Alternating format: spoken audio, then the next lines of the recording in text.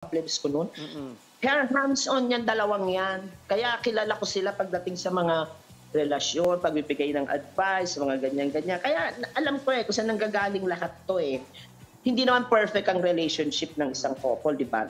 Nakikita ko sila nag-aaway sa harap ko, mga ganyan. Pero during that time, never silang naghiwalay. Nung nandun ako sa kanila, never nangyari na may hiwalayan.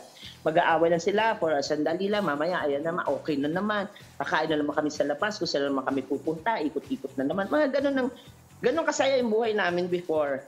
During the height of Francis M's career as the king of rap and the master rapper. Yan. Oh, yan. Pero Miss P, anong reaction mo na yung post mo ng 2015 biglang nahalungkat ngayon at ayan nga. 'Di ba parang scoop photo na ayan, lumabas yung kasalan sa Hong Kong. Anong reaction mo diyan? Actually, yung picture na yan, matagal na yan. Yung, alam mo yung Facebook, di ba, nagre-remind ng ganito, ganyan. Hindi ko yan ilabas deliberately.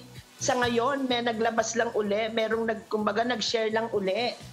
Kasi dati, ano na yan lumabas na yan dati. Dahil may nagtanong kung ano daw ba, ganyan-ganyan. Kung ako daw ba yung nandun sa picture na yun. Sabi ko, di ba sumagot ako doon sa ano? Ako yun, sabi ko. And that was how many years ago? In the 80s pa yan. Tinuro mga itsura ko, di ba? Bagets na bagets! Bagets na bagets. At chuchu.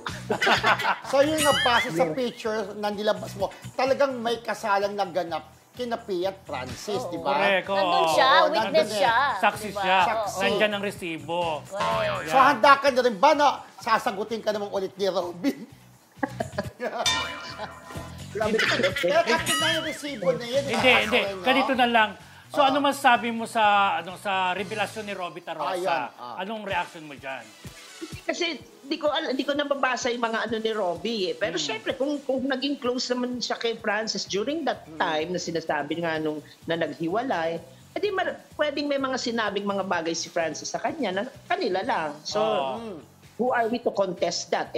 That's between him and Francis. Parang si Sir Joey De Leon din, di ba? Meron din siyang binitaw na salita na there were secrets that Francis told him during Bala that ka na sa time. bunso ko.